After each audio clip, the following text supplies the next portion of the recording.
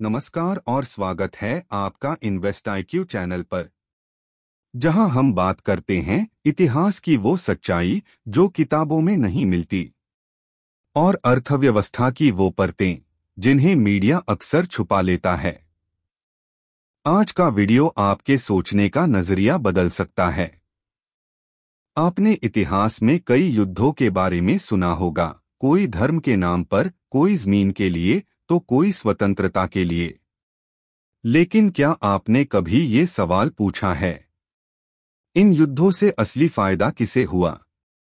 क्या युद्ध वाकई में देश बचाने के लिए लड़े जाते हैं या ये किसी छुपे हुए व्यापार का हिस्सा होते हैं? आज हम बात करेंगे उस छुपी हुई अर्थव्यवस्था की जो युद्धों के पीछे छिपी होती है। कैसे एक देश की तबाही किसी दूसरे के मुनाफे का कारण बनती है। कैसे हथियार, तेल, दवाइयाँ और निर्माण उद्योग युद्ध के समय फलते फूलते हैं।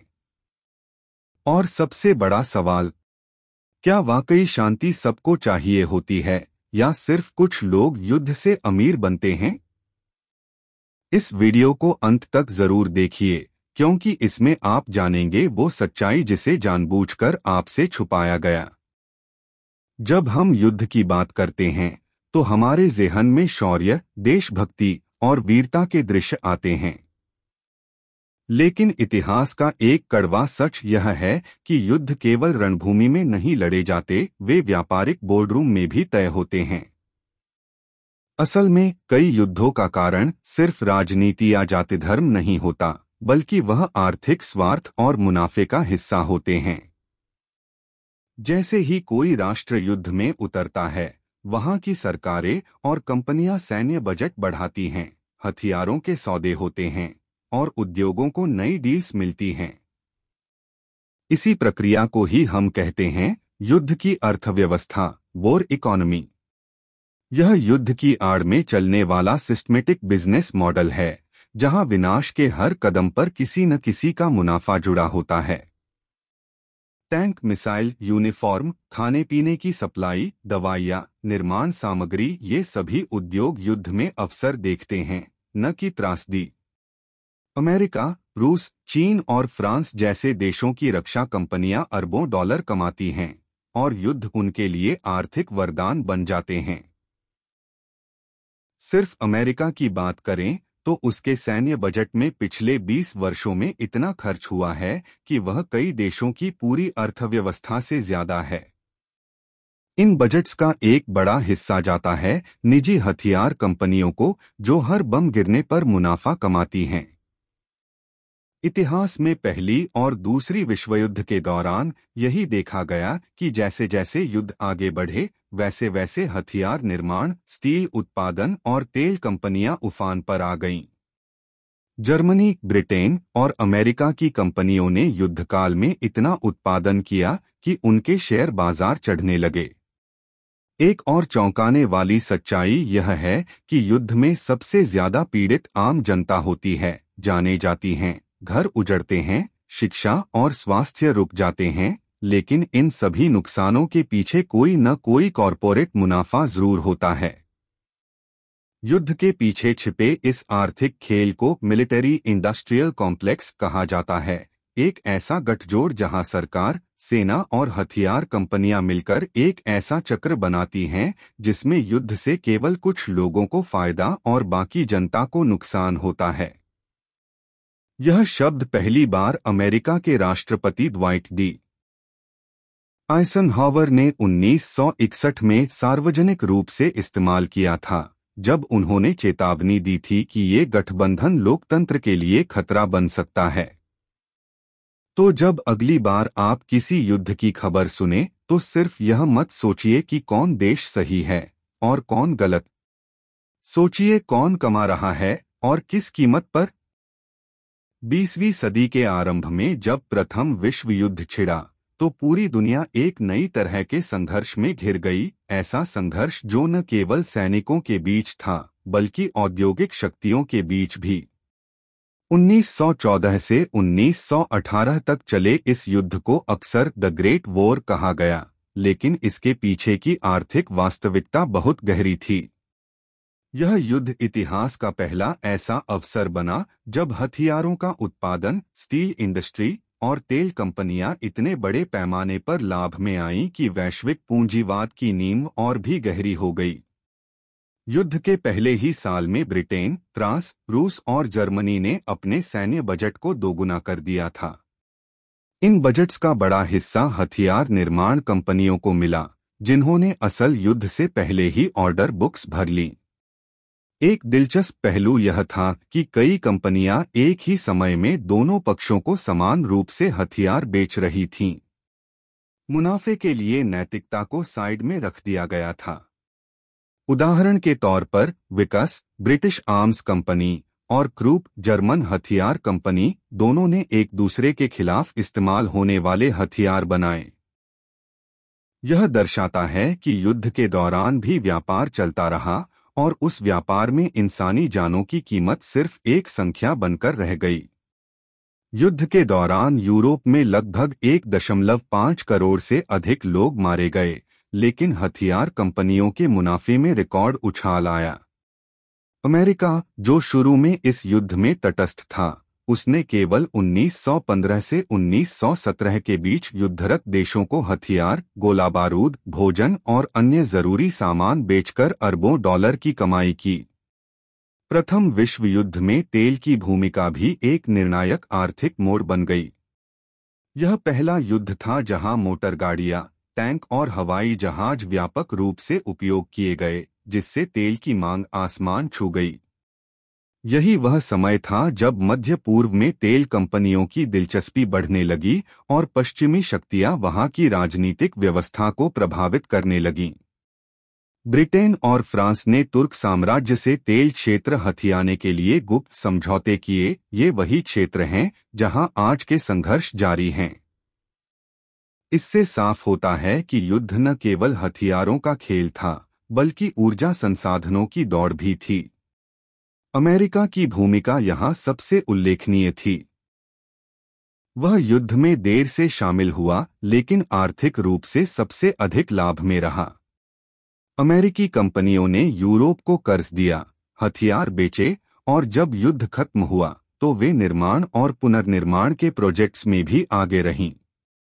इस तरह अमेरिका एक महाशक्ति के रूप में उभरा, लेकिन उस ताकत की नींव आर्थिक थी, न कि सिर्फ सैन्य। इस पूरे संघर्ष का सबसे बड़ा सबक यही था कि युद्ध भले ही लाखों लोगों के लिए दुर्लभ और विनाश लाता हो, लेकिन कुछ लोगों के लिए वह सुनहरा अवसर बन जाता है। यह अवसर हथियार बेचने का, तेल के कुओं पर कब्जा करने का और युद्धग्रस्त देशों को कर्ज में जकड़ने का होता है। और यही कारण है कि युद्ध के खत्म होने के बाद भी उसकी छाया अर्थव्यवस्था पर बनी रहती है। द्वितीय विश्व युद्ध को अक्सर मानव इतिहास का सबसे भयावह संघर्ष कहा जाता है। 1939 से 1945 तक चला यह युद्ध न सिर्फ दुनिया के नक्शे को बदलने वाला था, बल्कि यह वह मोड़ भी था जहां युद्ध का व्यापार पहली बार एक पूर्ण उद्योग, फुल स्केल इंडस्ट्री बनकर उभरा। इस युद्ध में 7 करोड़ से अधिक लोग मारे गए, लाखों शहर और गांव तबाह हुए, लेकिन उसी विनाश के बीच कुछ देश और कंपनियां ऐसी भी थीं जिन्होंने अपनी अर्थव्यवस्था को असाधारण रूप से बढ़ा लिया। यह युद्ध हथियारों से ज्यादा कारखानों, बैंकों और कंपनियों का था, और इसमें भी वही सवाल उभरता है, किसे फायदा हुआ। सबसे पहले बात करते हैं अमेरिका की, जो शुरू में युद्ध से दूर रहा लेकिन बाद में पूरी ताकत से शामिल हुआ। अमेरिका ने आर्सेनल ऑफ डेमोक्रेसी बनने का नारा दिया, जिसका सीधा मतलब था दुनिया को हथियार और सप्लाई देना। Ford, general Motors, Boeing, Lockheed Martin जैसी कंपनियां हथियार, टैंक, विमान और ट्रक बनाने में लग गईं। अमेरिका के कारखानों में इतनी तेजी से उत्पादन हुआ कि एक बमवर्षक विमान हर घंटे बनकर तैयार हो रहा था। युद्ध के दौरान अमेरिका का सैन्य बजट इतना अधिक हो गया कि वह उसकी पूरी जीडीपी का लगभग आधा हिस्सा हो गया, और इस खर्च का बड़ा हिस्सा निजी रक्षा कंपनियों को गया। यही दौर था जब वॉर बॉन्ड्स की शुरुआत हुई, यानी जनता से पैसे लेकर युद्ध को फंड करना। यह आर्थिक नीति दिखाने के लिए नहीं, बल्कि छिपे हुए युद्ध लाभ को वैध बनाने के लिए थी। सरकारों ने प्रचार किया कि अगर आप देशभक्त हैं तो युद्ध बॉन्ड खरीदिए, लेकिन असल में यह पैसा हथियार कंपनियों और सैन्य आपूर्तिकर्ताओं को जा रहा था, जो हर बम गिरने पर करोड़ों कमा रहे थे। दूसरी ओर जर्मनी की अर्थव्यवस्था भी पूरी तरह से सैन्यीकरण पर केंद्रित हो चुकी थी। हिटलर की नीति थी युद्ध से रोजगार और उद्योग दोनों को पुनर्जीवित करना। नाजी शासन ने स्टील, रसायन और वाहनों के उद्योगों को आक्रामक रूप से बढ़ावा दिया, जिससे जर्मन कंपनियां भी भारी मुनाफा कमा रही थीं। लेकिन इस युद्ध की सबसे भयावह आर्थिक सच्चाई थी होलोकॉस्ट और जब्त की गई संपत्ति। नाजी शासन ने यहूदियों और अन्य अल्पसंख्यकों की संपत्ति, व्यापार, जमीन और यहां तक कि बैंकों में जमा धन भी जब्त कर लिया। यह सब सरकारी युद्ध नीति के नाम पर किया गया, लेकिन उसका उद्देश्य था आर्थिक रूप से विरोधियों को खत्म करना और राज्य को धन देना। यह एक ऐसा उदाहरण है जहां युद्ध सिर्फ गोलियों से नहीं, नीति और कानून के माध्यम से लड़ा गया। दूसरी तरफ ब्रिटेन और सोवियत यूनियन को युद्ध ने पूरी तरह से आर्थिक रूप से थका दिया। ब्रिटेन ने अमेरिका से लैंड लीज योजना के तहत हथियार और राशन लिए, जिससे बाद में उसका कर्ज बढ़ता गया। सोवियत यूनियन ने भारी मानवीय हानि के बावजूद अपने उद्योगों को स्थानांतरित करके युद्ध उत्पादन बनाए रखा, लेकिन इसने उनकी अर्थव्यवस्था को वर्षों पीछे धकेल दिया। युद्ध के खत्म होते ही अमेरिका एकमात्र आर्थिक महाशक्ति बनकर उभरा, और यही वह मोमेंट था जहां से अंतर्राष्ट्रीय आर्थिक संस्थाओं जैसे IMF और वर्ल्ड बैंक की नींद पड़ी। इन संस्थाओं को युद्ध से उबरते देशों को आर्थिक सहायता देने के नाम पर बनाया गया, लेकिन असल में उनका उद्देश्य था वैश्विक अर्थव्यवस्था को अमेरिका के नियंत्रण में लाना। दूसरे विश्व युद्ध ने यह सिद्ध कर दिया कि जहां आम जनता युद्ध में सब कुछ खोती है, वहां कुछ संस्थाएं और देश उससे सब कुछ पा भी लेते हैं। द्वितीय विश्व युद्ध की समाप्ति के बाद जब दुनिया को लगा कि अब शांति का समय आ गया है, तभी एक नया और खतरनाक दौर शुरू हुआ, शीत युद्ध। यह कोई परंपरागत युद्ध नहीं था जिसमें सेनाएं आमने सामने खड़ी होतीं, बल्कि यह था एक अदृश्य टकराव, विचारधाराओं, प्रभाव, हथियारों और भय का युद्ध। अमेरिका और सोवियत संघ दो विरोधी ध्रुव बन चुके थे और पूरी दुनिया इन दोनों के बीच बंटने लगी थी। लोकतंत्र बनाम साम्यवाद की यह लड़ाई सिर्फ वैचारिक नहीं थी, बल्कि एक आर्थिक और राजनीतिक मोर्चाबंदी थी, जिसमें हर देश को किसी न किसी पक्ष में शामिल होना पड़ता था। इस दौर में अमेरिका ने नाटो और पश्चिमी देशों के साथ मिलकर अपनी आर्थिक और सैन्य ताकत को आगे बढ़ाया, जबकि सोवियत संघ ने पूर्वी यूरोप, क्यूबा, अफगानिस्तान और भारत जैसे देशों को अपने पाले में खींचने के लिए हर संभव प्रयास किए। हथियारों की होड़ इतनी तेज हो गई कि दोनों देशों ने अपने रक्षा बजट में कई गुना वृद्धि की। बड़ी बड़ी हथियार कंपनियां दिन-रात नए हथियार बना रही थीं। मिसाइल, बम, फाइटर जेट, टैंक, सब कुछ बनाया जा रहा था, चाहे उसका उपयोग कभी हो या न हो। यह हथियारों की दौड़ दरअसल अर्थव्यवस्था का एक गुप्त इंजन बन चुकी थी। शीत युद्ध के समय का सबसे प्रमुख उदाहरण है अमेरिका और सोवियत संघ की स्पेस रेस। अमेरिका ने चांद पर पहुंचने की होड़ में अपार पैसा खर्च किया, वहीं USSR ने स्पुतनिक लॉन्च कर तकनीकी बढ़त दिखाई। पर यह सिर्फ अंतरिक्ष में पहुंचने की बात नहीं थी, यह था शक्ति प्रदर्शन, यह दिखाने की होड़ कि कौन राष्ट्र तकनीकी रूप से श्रेष्ठ है और इसीलिए किसके हथियार ज्यादा खतरनाक हो सकते हैं।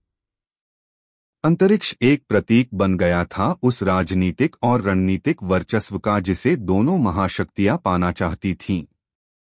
भारत इस संघर्ष में तटस्थ रहने की नीति अपनाता रहा, लेकिन फिर भी वह पूरी तरह अछूता नहीं रह पाया। भारत को सोवियत संघ से रक्षा उपकरण और तकनीकी सहायता मिली, वहीं पाकिस्तान को अमेरिका का समर्थन मिला। इसका सीधा परिणाम यह हुआ कि दक्षिण एशिया में हथियारों की होड़ और अस्थिरता बढ़ी। भारत और पाकिस्तान दोनों के बीच तनाव बढ़ता गया और बाहरी शक्तियां इस क्षेत्र को अपने लिए एक स्थायी बाजार की तरह देखने लगीं। इस प्रकार शीत युद्ध का असर सिर्फ बड़े देशों तक सीमित नहीं रहा, बल्कि विकासशील देशों की राजनीति और अर्थव्यवस्था भी इसके प्रभाव में आ गई। इस पूरे दौर में सबसे चौंकाने वाली बात यह थी कि जनता को यह बताया गया कि वह खतरे में है और सुरक्षा के नाम पर सरकारें अरबों डॉलर खर्च करती रहीं। मीडिया में डर फैलाया गया, स्कूलों में बम शेल्टर ड्रिल करवाई गईं और आम नागरिक को यह यकीन दिला दिया गया कि युद्ध कभी भी शुरू हो सकता है। लेकिन यह डर असल में एक उत्पाद बन गया था जिसे राजनीतिक नेता और सैन्य कंपनियां बेच रही थीं। भय की यह बिक्री बहुत ही लाभदायक साबित हुई। कोल्ड वॉर के नाम पर तकनीक, मीडिया, एजुकेशन सिस्टम और यहां तक कि पॉप कल्चर तक को नियंत्रित किया गया। 1991 में सोवियत संघ के टूटने के साथ यह संघर्ष खत्म हुआ, लेकिन इसकी विरासत आज भी जिंदा है। शीत युद्ध ने यह सिखाया कि बिना युद्ध लड़े भी डर बेचकर अरबों डॉलर कमाए जा सकते हैं। यही कारण है कि आज भी कई देश अपने रक्षा बजट को बढ़ाते रहते हैं, क्योंकि उन्हें पता है कि डर का बाजार हमेशा चलता रहेगा, बस दुश्मन को नए नाम से पेश करना होता है। अगर 20वीं सदी की शुरुआत में हथियारों ने युद्ध को चलाया, तो 20वीं सदी के उत्तरार्ध में तेल ने युद्ध की दिशा तय की। शीत युद्ध के दौरान भले ही अमेरिका और सोवियत संघ वैश्विक प्रभुत्व के लिए संघर्ष कर रहे थे, लेकिन मध्य पूर्व की जमीन पर असली खेल चल रहा था, तेल का खेल। सऊदी अरब, इराक, ईरान, कुवैत जैसे देशों के पास इतना तेल था कि पूरी दुनिया की ऊर्जा जरूरतें वहां से पूरी हो सकती थीं। इन देशों की रणनीतिक स्थिति ने इन्हें वैश्विक राजनीति का केंद्र बना दिया और यहीं से शुरू हुआ तेल के लिए युद्ध का दौर। 1973 में अरब-इजराइल युद्ध के दौरान ओपेक देशों ने पश्चिमी देशों पर दबाव बनाने के लिए तेल की आपूर्ति रोक दी। इससे अमेरिका और यूरोप की अर्थव्यवस्थाओं में भूकंप आ गया। तेल की कीमतें रातों रात आसमान छू गईं और हर देश को अपनी ऊर्जा सुरक्षा की चिंता सताने लगी। यही वो क्षण था जब अमेरिका ने यह तय कर लिया कि उसे तेल के स्रोतों पर राजनीतिक और सैन्य नियंत्रण चाहिए, और इस निर्णय ने आने वाले दशकों के लिए मध्य पूर्व को युद्ध और अस्थिरता की आग में झोंक दिया। अमेरिका ने सऊदी अरब और कुवैत जैसे देशों से रणनीतिक साझेदारी की। बदले में उन्हें सुरक्षा मिली और अमेरिका को तेल। इस समझौते के पीछे असल ताकत थी हथियारों की डील। अमेरिका ने अरब देशों को अरबों डॉलर के आधुनिक हथियार बेचे, जिससे वहां की सरकारें भी संतुष्ट रहीं और अमेरिका की कंपनियां भी। यह एक म्यूचुअल फायदे का खेल बन गया, एक तरफ सुरक्षा का वादा, दूसरी तरफ असीमित तेल और बाजार। 1990 में जब इराक ने कुवैत पर हमला किया, तो अमेरिका ने ऑपरेशन डेजर्ट स्टॉर्म चलाकर उसे पीछे धकेल दिया। लेकिन यह सिर्फ कुवैत को बचाने की कोशिश नहीं थी, यह था तेल के प्रवाह को बनाए रखने का प्रयास। यही से यह स्पष्ट हो गया कि अब युद्ध का मकसद रक्षा नहीं बल्कि संसाधनों पर नियंत्रण है। इसी तरह 2003 में इराक पर फिर हमला हुआ, इस बार WMD यानी हथियारों के नाम पर, जो कभी मिले ही नहीं। लेकिन तेल क्षेत्रों पर कब्जा जरूर मिला। तेल के व्यापार ने युद्ध को एक नया आयाम दिया। अब युद्ध कच्चे माल के लिए हो रहा था और इसमें फायदा सिर्फ सैन्य कंपनियों, तेल कंपनियों और सत्ता में बैठे नेताओं को हो रहा था। आम जनता युद्ध की कीमत चुकाती रही, बमों की बारिश, विस्थापन, बेरोजगारी और अस्थिरता के रूप में। अरब देशों की जनता आज भी उन युद्धों के असर से जूझ रही है जो असल में प्राकृतिक संसाधनों के व्यापार के लिए लड़े गए थे। अमेरिका की ऊर्जा नीति में मध्य पूर्व को इतना महत्व मिला कि वहां सैन्य अड्डों की संख्या बढ़ा दी गई। डेमोक्रेसी और टेररिज्म के खिलाफ युद्ध जैसे शब्द सिर्फ बहाने थे। असली मकसद था तेल की पाइपलाइन को सुरक्षित रखना और उसकी कीमतों पर नियंत्रण बनाए रखना। आतंकवाद का खात्मा एक राजनीतिक जुमला बन गया, जिससे रक्षा बजट को सही ठहराया जा सके और घरेलू जनता को डर में रखा जा सके। आज भी जब हम देखते हैं कि एक के बाद एक मध्य पूर्वी देश अस्थिर होते जा रहे हैं, तो हमें समझना चाहिए कि यह कोई अचानक की गई घटनाएं नहीं हैं, बल्कि लंबे समय से चली आ रही योजना का हिस्सा हैं। इन योजनाओं में एक धुरी है व्यापार। चाहे वो हथियारों का हो या तेल का, युद्ध केवल सत्ता और रणनीति नहीं, अब पूरी तरह से एक कारोबारी गतिविधि बन चुका है। और इस व्यापार में जानें, जमीनें और सभ्यताएं दांव पर लगाई जाती हैं ताकि कुछ कंपनियों और सरकारों का मुनाफा सुरक्षित रहे। 21वीं सदी की शुरुआत में जब अमेरिका के वर्ल्ड ट्रेड सेंटर पर 9/11 का हमला हुआ, तब पूरी दुनिया में एक नई तरह की बेचैनी फैल गई। इस घटना ने न केवल अमेरिका को हिला दिया, बल्कि वैश्विक राजनीति और अर्थव्यवस्था की दिशा भी बदल दी। आतंकवाद अब कोई सीमित क्षेत्र की समस्या नहीं रह गया था, बल्कि इसे एक अंतर्राष्ट्रीय संकट घोषित कर दिया गया, और इसी संकट के नाम पर एक नया व्यापारिक मॉडल खड़ा हुआ, जिसमें डर सबसे बड़ा उत्पाद बन गया।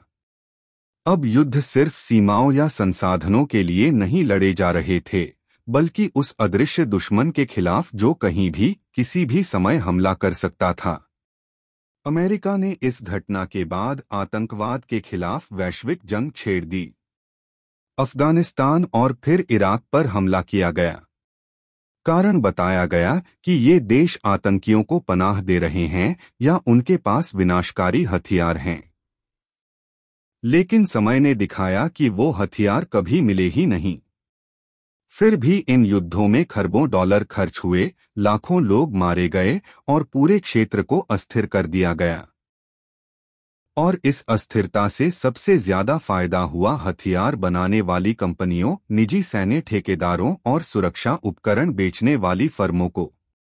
जो कंपनियां पहले सिर्फ सरकारों को हथियार देती थीं, अब वे निजी सुरक्षाओं, तकनीकी निगरानी और डेटा ट्रैकिंग सेवाओं के माध्यम से अरबों का व्यापार कर रही थीं।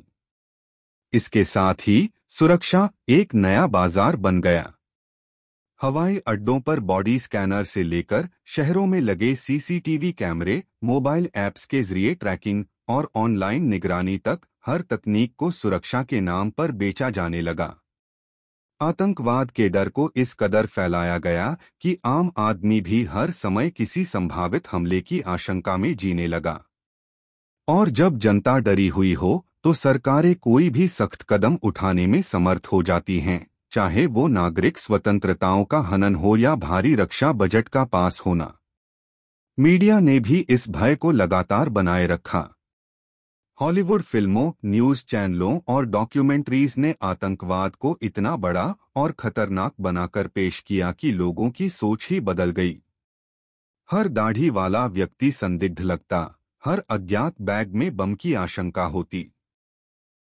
यह डर अब एक स्थायी मानसिक स्थिति बन चुका था और कंपनियां इस मानसिकता से फायदा उठाने लगीं। Smart home security, AI surveillance, निगरानी ड्रोन, यह सब कुछ अब सिर्फ एक उद्योग नहीं, एक जीवन शैली बन चुकी थी। भारत भी इस वैश्विक ट्रेंड से अछूता नहीं रहा। यहां भी हर आतंकी घटना के बाद मजबूत सरकार, सर्जिकल स्ट्राइक और कड़ा बदला जैसे शब्दों का इस्तेमाल करके भावनात्मक माहौल बनाया गया। चुनावों में राष्ट्रवाद को सुरक्षा से जोड़ दिया गया और सेना का राजनीतिकरण शुरू हुआ। डर को वोट में बदला जाने लगा और जनता को यकीन दिलाया गया कि सिर्फ शक्तिशाली नेतृत्व ही उन्हें सुरक्षित रख सकता है। पर सच्चाई यह है कि इन सबके बीच आम आदमी पिसता रहा। जिन देशों में युद्ध हुआ, वहां की जनता विस्थापन, बेरोजगारी और तबाही से जूझती रही। वहीं जिन देशों ने इन युद्धों को समर्थन दिया, वहां के नागरिकों की स्वतंत्रता धीरे धीरे सीमित होती गई। इस पूरे घटनाक्रम में आतंकवाद सिर्फ एक बहाना बन गया, असली खेल था डर को बाजार में बदलने का। और जब डर बिकने लगे तो युद्ध की कोई सीमा नहीं रह जाती। जब कोई देश युद्ध की बात करता है तो सबसे पहला कदम होता है रक्षा बजट बढ़ाना। और यही वह जरिया है जहां से युद्ध का असली व्यापार शुरू होता है। बीते कुछ दशकों में अमेरिका, रूस, चीन और भारत जैसे देशों ने अपने रक्षा खर्च को लगातार बढ़ाया है। इसका सबसे बड़ा कारण बताया जाता है सुरक्षा और भविष्य के खतरों की तैयारी। लेकिन अगर गौर से देखा जाए तो यह एक व्यवस्थित रणनीति है जिसमें डर को एक औजार की तरह इस्तेमाल किया जाता है ताकि जनता को यह यकीन दिलाया जा सके कि देश को सुरक्षित रखने के लिए हर साल अरबों रुपए खर्च करना जरूरी है। उदाहरण के लिए अमेरिका का डिफेंस बजट साल 2001 के बाद 300% से ज्यादा बढ़ा है। यह वो समय था जब आतंकवाद के खिलाफ युद्ध अपने चरम पर था। इराक और अफगानिस्तान में ऑपरेशन चल रहे थे। लेकिन जैसे जैसे यह युद्ध खत्म हुए वैसा ही डर बनाए रखने के लिए साइबर वार, ड्रोन अटैक, बायो वारफेयर जैसे नए खतरों को सामने लाया गया। और इन खतरों के समाधान के रूप में नए नए रक्षा उपकरण, तकनीकें और प्रणालियां बनाई गईं। ये सब कुछ ऐसे दिखाया गया जैसे अगर इन्हें नहीं अपनाया गया तो पूरा देश खतरे में पड़ जाएगा। भारत में भी यही ट्रेंड देखा गया है। सीमाओं पर तनाव, आतंकी हमले, साइबर अटैक जैसे मुद्दों के बीच हर साल रक्षा बजट में इजाफा किया जाता है। टैंक, मिसाइल, रडार, युद्धपोत, लड़ाकू विमान, यह सब अब सिर्फ सैन्य जरूरतें नहीं बल्कि बड़े बड़े कॉन्ट्रैक्ट्स हैं जिनमें हजारों करोड़ों रुपए शामिल होते हैं। रक्षा उपकरण बनाने वाली निजी और विदेशी कंपनियां इन सौदों से मोटा मुनाफा कमाती हैं। और यही मुनाफा आगे चलकर राजनीतिक समर्थन, लॉबिंग और प्रचार में तब्दील हो जाता है। इन रक्षा सौदों में तकनीक की भूमिका भी अब प्रमुख हो चुकी है। Artificial intelligence, big data, satellite surveillance, cyber defence, यह सब अब युद्ध की नई परिभाषाएं बन चुकी हैं। सरकारें इन्हें अपनाने के नाम पर बड़े बजट स्वीकृत करती हैं और जनता को विश्वास दिलाया जाता है कि यह सब उनकी सुरक्षा के लिए है। लेकिन सच्चाई यह है कि इन तकनीकों का अधिकांश हिस्सा युद्ध के लिए नहीं बल्कि निगरानी और नियंत्रण के लिए इस्तेमाल हो रहा है। और इससे कमाई हो रही है निजी कंपनियों की, न कि आम जनता की।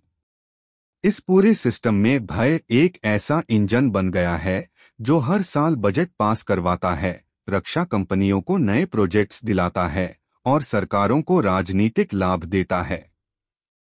मीडिया इस डर को जिंदा रखता है, नेता उसे भाषणों में दोहराते हैं और कंपनियां उसके नाम पर नई टेक्नोलॉजी बेचती हैं।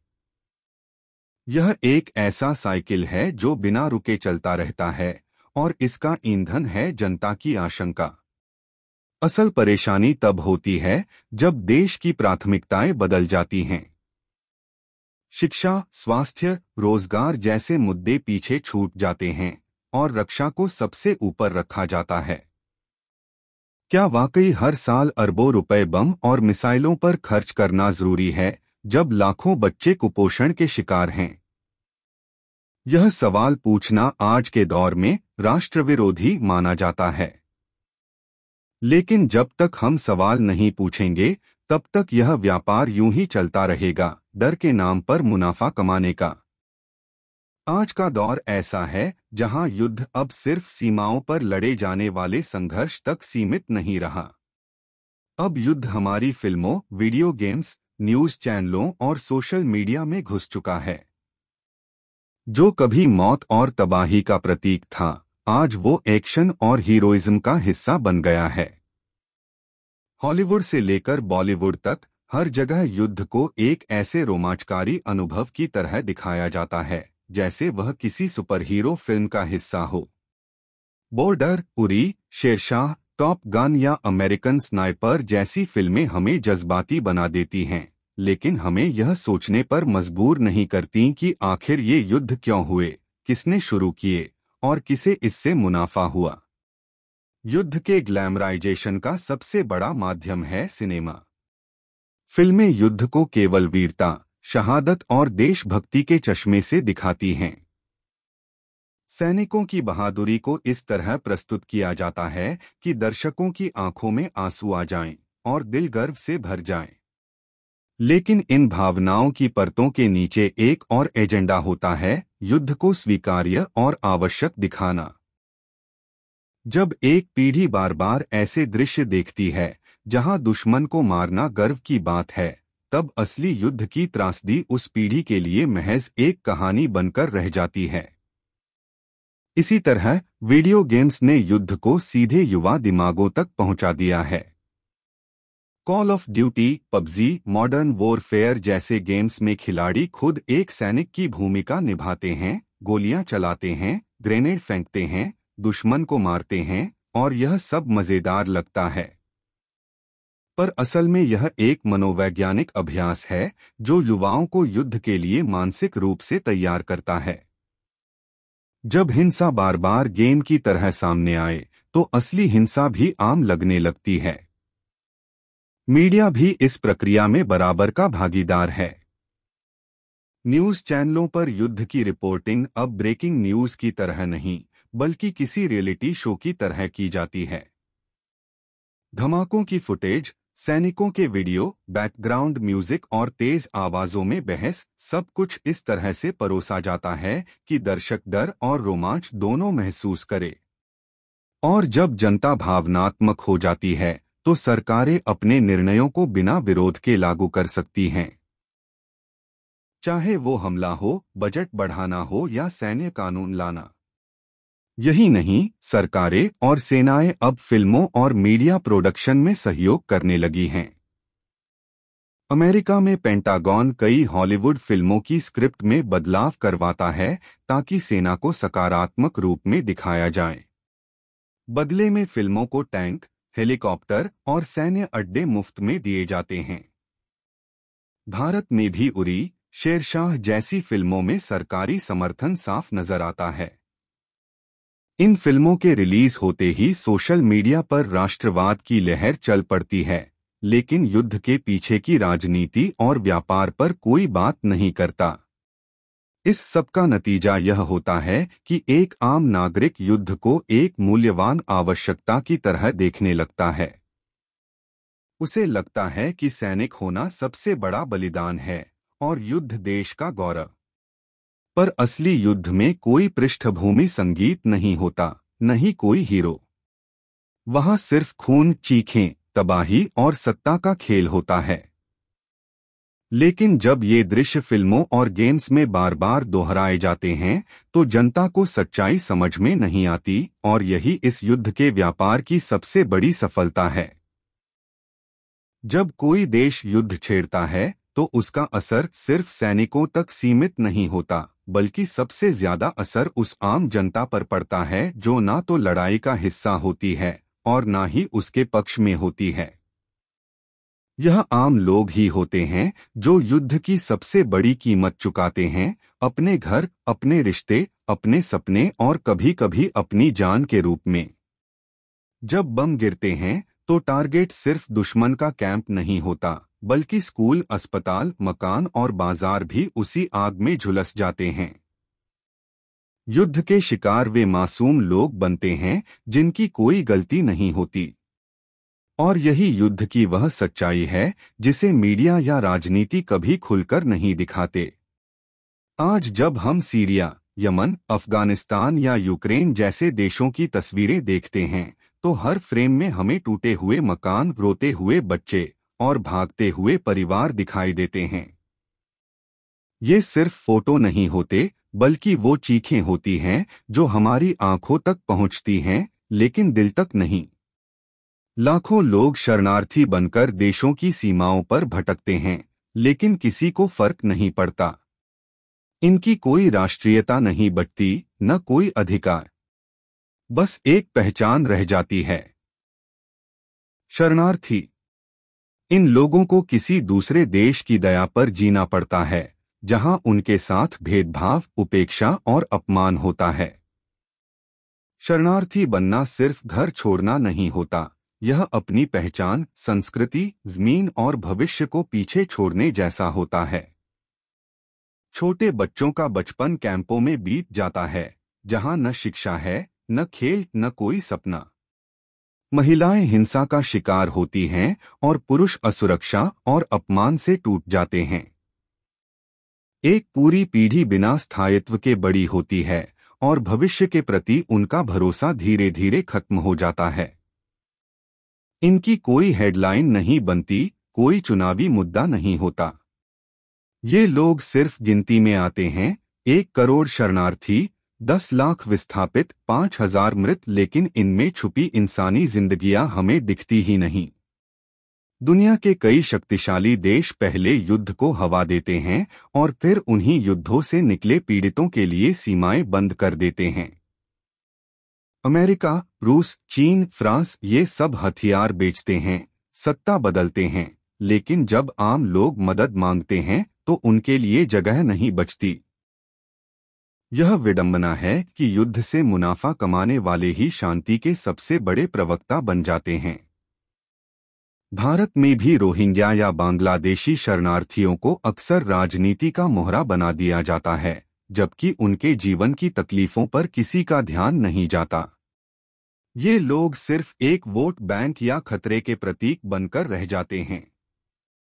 सबसे दुखद यह है कि युद्ध के बाद राहत कार्य और पुनर्निर्माण भी अब एक बाजार बन चुका है। जो कंपनियां पहले हथियार बेचती हैं, अब वही दवाइयां, टेंट और पुनर्निर्माण सेवाएं बेचती हैं। यह पूरी व्यवस्था एक व्यापारिक चक्र बन चुकी है, जिसमें मानवता कहीं खो जाती है। युद्ध केवल गोलियों से नहीं, नीतियों से भी लड़ा जाता है और उसमें आम इंसान हमेशा हारता है। इतिहास हमें यही सिखाता है कि युद्ध कभी भी अचानक नहीं होता। वह धीरे धीरे हमारे विचारों में, हमारी नीतियों में और हमारे समाज की धड़कनों में जगह बना लेता है। आज हम जिस दौर में हैं, वहां युद्ध का रूप पहले से कहीं अधिक अदृश्य और खतरनाक हो चुका है। अब न सिर्फ बंदूकें चल रही हैं, बल्कि सूचनाओं, भावनाओं और विश्वासों पर भी हमले हो रहे हैं। आज की जंग टैंकों से नहीं, trending news, viral video, social media और माइक्रोचिप्स से लड़ी जा रही है।